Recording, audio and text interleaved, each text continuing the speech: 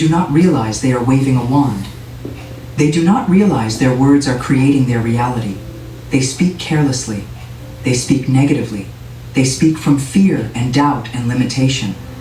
And then they wonder why their life is full of fear and doubt and limitation. But tonight, you are waking up to your power. You are realizing you have a wand. You are learning to use your wand deliberately, powerfully, authoritatively. And when you wake up in the morning, you will be a person who commands wealth, not begs for it. You will be a person who speaks prosperity, not poverty. You will be a person who waves their wand over abundance, not lack. Your word is your wand. Use it wisely. Use it powerfully. Use it to create the wealthy life you deserve. Let me tell you about a woman named Margaret who came to Florence Scovel Shinn in 1928, right before the stock market crash that would devastate millions of people. Margaret was 52 years old, a school teacher who had never married, never had much money, but had always been comfortable. She lived simply, saved her money, and had managed to put away $3,000 over 20 years of teaching. $3,000 was a significant amount of money in 1928. It represented security, retirement, her entire life savings. Margaret had that money in a bank savings account, earning modest interest, and she felt safe. But then, Margaret's brother came to her with an investment opportunity. Her brother, whose name was Thomas, was a stockbroker in Manhattan. Thomas had been making enormous amounts of money in the stock market. Everyone was making money in the stock market in the late 1920s. The market had been going up and up and up for years. Thomas told Margaret that if she gave him her $3,000 to invest, he could double it, maybe triple it, within a year. He told her that everyone was getting rich in stocks, and she was foolish to leave her money in a savings account, earning 3% interest when it could be earning 30% or more in the market. Margaret was cautious. She did not understand stocks. She did not trust things she did not understand. But Thomas was her brother. He was successful. He was confident. And Margaret, for the first time in her life, allowed herself to dream of having more money. Maybe $6,000, maybe $9,000. Maybe she could retire early. Maybe she could travel. Maybe she could stop working such long hours for such little pay. So Margaret gave her brother the $3,000. Thomas invested it in stocks. For the first few months, everything seemed fine. Thomas would tell Margaret that her investment was doing well, growing, on track to double. Margaret felt excited. She felt like she had made a wise decision. But then, in October of 1929, the stock market crashed. Not just a small correction, a total collapse. Stock prices fell by 50%, then 70%, then 90%. Millions of people lost everything. Banks failed. Businesses closed. The Great Depression began. And Margaret's $3,000, her entire life savings, was gone. Completely gone. Not reduced, not damaged. Gone. Thomas called Margaret and told her the devastating news. He himself had lost everything. Not just her money, but his own money. His client's money. Everything. He was bankrupt. He was being sued. He might go to prison. And there was no way to recover Margaret's money. It was gone forever. Margaret was destroyed. She did not blame her brother. She blamed herself. She had been foolish. She had been greedy. She had risked her security for a dream of more, and now she had nothing. Margaret fell into a deep depression. She kept teaching because she had to. But she moved through her days like a ghost. She stopped saving money because what was the point? She stopped dreaming because dreams were dangerous. She stopped believing that anything good could happen because every time something good seemed possible, it turned into disaster. For 2 years, Margaret lived this way, empty, hopeless, broken. And then, in 1931, one of Margaret's fellow teachers invited her to hear Florence Scovel Shinn speak at a church in Brooklyn. Margaret almost did not go. She did not believe in lectures or teachers or inspiration. She had learned that life was hard and then you died. But her friend insisted, so Margaret went. Florence was teaching about the law of non-resistance that night. She was saying that when you resist what has happened, when you fight against your circumstances, when you hold on to anger and blame and regret, you block your good from coming to you. She said that non-resistance does not mean you approve of what happened. It means you stop giving your energy to what happened. You forgive, you release, you let go, and then you turn your face toward what you want to create next. Margaret sat in that church and felt like Florence was speaking directly to her. Every word pierced through the armor of bitterness Margaret had built around her heart. After the lecture, Margaret waited in line to speak to Florence. When it was her turn, Margaret told Florence the whole story. The $3,000, the brother, the stock market crash, the loss, the depression, the hopelessness. Florence listened, then said something that shocked Margaret. Florence said, "You have not lost $3,000. You have invested $3,000 in your spiritual education. That money bought you the most valuable lesson you will ever learn. It taught you that your security does not come from money in a bank. Your security does not come from investments. Your security does not come from anything in the external world.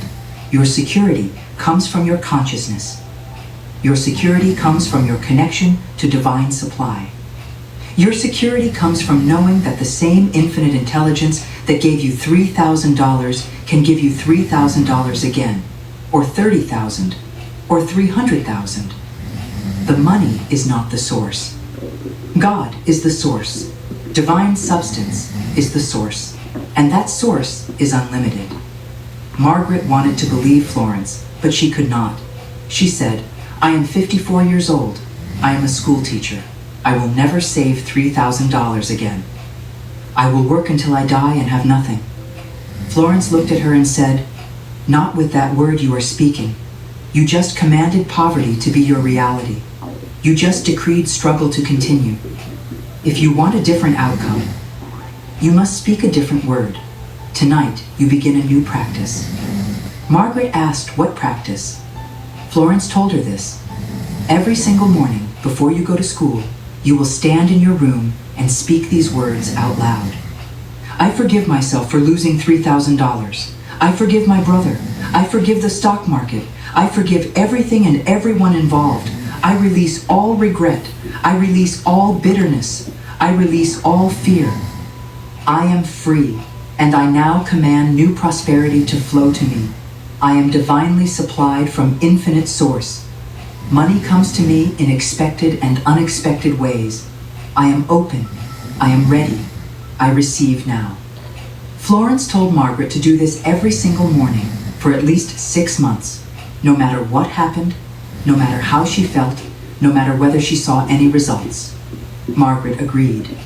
She had nothing to lose. The next morning, Margaret stood in her small bedroom and spoke the words. She cried as she said, "I forgive myself," because she did not forgive herself. She felt like a fool, but she spoke the words anyway. Day 2, she spoke the words. Day 3, she spoke the words. Week 1, week 2, week 3. Nothing changed externally, but something began to shift internally. Margaret noticed she felt lighter. The heavy depression that had weighed on her for 2 years began to lift. She started to smile again. She started to enjoy teaching again. She started to feel hope again, even though her bank account was still nearly empty. She started to feel hope again, even though her bank account was still nearly empty. One of Margaret's students, a wealthy girl from a prominent family, told her parents that Margaret was the best teacher she had ever had. The parents, grateful, sent Margaret a gift of $100. $100 out of nowhere, unexpected. Margaret remembered Florence's words. Money comes in unexpected ways. She kept speaking her morning decree. Month 5, the principal of Margaret's school called her into his office. Margaret feared she was being fired because of budget cuts. Instead, the principal told her that a donor had established a fund to reward excellent teachers. You're gonna Margaret had love been this. selected Bake, as touch of number glam 5 on teachers this. in the But entire really, who city needs a to fork? receive an award of Cheers. $500. Wow, this is seriously $500. fantastic. What a Margaret could not believe That it. looks She kept speaking her decree. Month 8, Margaret's aunt, her mother's sister who lived in Boston, passed away. Cheers. Margaret had not been close to This is this seriously aunt. fantastic. She had not seen her in over a decade. But when the aunt's will was read, Margaret discovered that the aunt had left her $3,500. $3,500. More than what Margaret had lost. What a beautiful. Margaret was in shock. She immediately thought of Florence's You're words. gonna love this. The same infinite intelligence that gave you $3,000 can give you $3,000 again. Wow. It had happened. Not through the stock market, not through saving from her teaching salary. Through an aunt she barely knew who died and remembered her in a will. This was divine supply. Cheers. This was infinite source. This was the law working. What a beautiful kid. Margaret took the money, and this time she did not invest it in stocks. She put it in a safe bank account.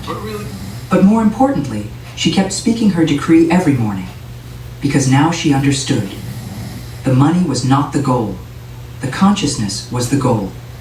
The connection to divine supply was the goal. And that connection, once established, would keep providing for her forever. Margaret continued teaching for another 12 years. During those years, she received multiple unexpected bonuses, gifts, and inheritances. By the time she retired at 66, she had over $15,000 saved, 5 times what she had lost in the crash. But more than the money, Margaret had peace. She had confidence. She had unshakable faith that she was divinely provided for no matter what happened in the external world. She lived comfortably until she died at 83 years old, and when she died, she left money to the school where she had taught, establishing a scholarship fund in Florence Scovel Shin's name. Margaret's story teaches us that loss is not the end. Failure is not final. What appears to be disaster can be the doorway to something greater. But only if you are willing to forgive, release, and speak a new word. Only if you are willing to stop resisting what happened and start commanding what comes next. Tonight, as you sleep, if you have experienced financial loss, if you have experienced failure, if you have experienced devastation like Margaret did, you are releasing it now. You are forgiving yourself now. You are letting go now. And you are opening yourself to the divine supply that is already on its way to you. I release all resistance to wealth. I release all fear of money. I release all guilt about abundance. I release all shame about prosperity. I forgive myself for past financial mistakes. I forgive others who harmed me financially. I am free from all negative money programming. I am open to all positive wealth experiences. I am ready to receive unlimited abundance. I release all resistance to wealth. Resistance is what blocks my good. Resistance is what keeps money away. Resistance is fear disguised as protection. And I do not need protection from wealth. I do not need protection from abundance. I do not need protection from prosperity. I release all resistance now. I let go of every reason I have told myself that I cannot have money. I let go of every belief that wealth is dangerous or corrupting or wrong. I let go of every fear that having money will change me in negative ways. I release all resistance to wealth, and I allow wealth to flow to me freely, easily, naturally. I release all fear of money. I am not afraid of money. I am not afraid of having too much. I am not afraid of losing it if I get it. I am not afraid of what people will think if I have it. I am not afraid of the responsibility that comes with it. I release all fear of money. Fear is a liar. Fear tells me that money will hurt me. But money cannot hurt me. Money is neutral. Money is energy. Money is a tool. And I am the master of the tool, not the other way around. I release all fear of money, and I embrace money as my friend, my ally, my partner in creating a beautiful life. I release all guilt about abundance. I do not feel guilty for wanting more. I do not feel guilty for having more. I do not feel guilty for receiving more. There is no virtue in poverty. There is no spirituality in struggle. There is no holiness in lack. God is not honored by my suffering. God is glorified by my striving. I release all guilt about abundance. I am allowed to be wealthy. I am allowed to be comfortable. I am allowed to be financially free. I am allowed to have more than enough. I release the guilt that tells me I should not have when others do not have. My abundance does not take from anyone. My prosperity does not hurt anyone. My wealth does not diminish anyone. There is infinite supply.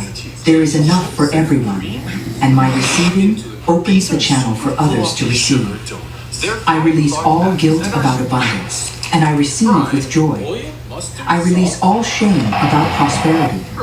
I am not ashamed of my desire for money. I am not ashamed of my ambition. I am not ashamed of my success. Shame is the enemy of abundance. Shame keeps me small. Shame keeps me hidden. Shame keeps me broke. I release all shame about prosperity. I walk in the light. I speak my truth. I own my desire for wealth. I am not embarrassed to want a beautiful home. I am not embarrassed to want financial security. I am not embarrassed to want freedom from financial stress. These are good desires. These are healthy desires. These are divine desires, and I honor them. I release all shame about prosperity, and I claim prosperity boldly, confidently, unapologetically. I forgive myself for past financial mistakes. I have made mistakes with money. I have spent foolishly. I have invested unwisely. I have trusted the wrong people. I have missed opportunities. I have sabotaged my success. I have done all of these things, and I forgive myself. I am human. I am learning. I am growing. My mistakes do not define me. My mistakes do not disqualify me from abundance. My mistakes are not proof that I cannot handle money. My mistakes are lessons, and I have learned from them. I forgive myself for past financial mistakes. I release all regret. I release all self-punishment. I release all shame about what I did or did not do with money. I am forgiven. I am clean. I am free. And I move forward now with wisdom, with confidence, with divine guidance.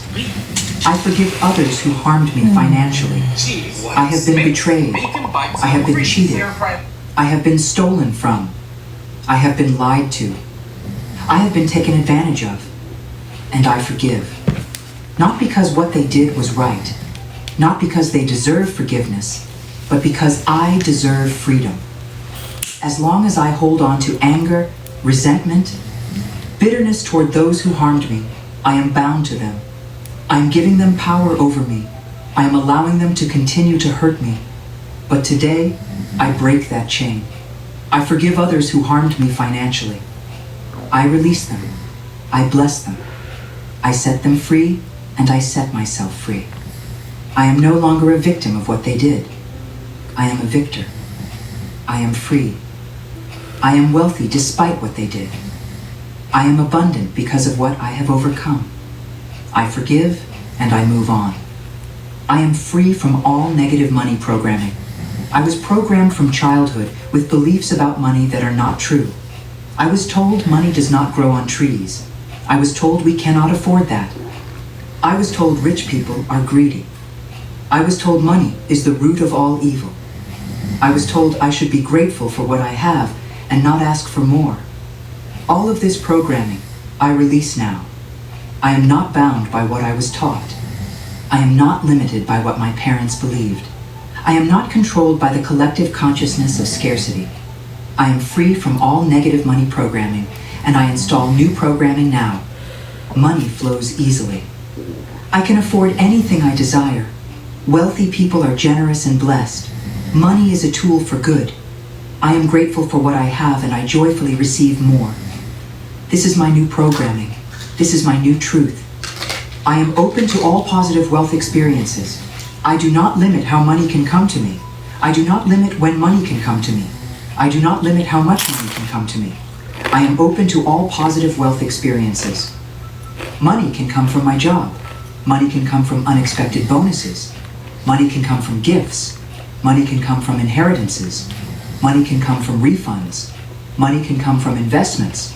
Money can come from business opportunities. Money can come from ideas that become profitable. Money can come from helping others. Money can come from any source that infinite intelligence chooses to use. I am open. I do not say it has to come this way or that way. I simply say I am open to all positive wealth experiences, and I trust divine intelligence to deliver my prosperity in the perfect way at the perfect time. I am ready to receive unlimited abundance. Not limited abundance, not small abundance, not just enough abundance, unlimited abundance. I am ready to receive more money than I have ever had.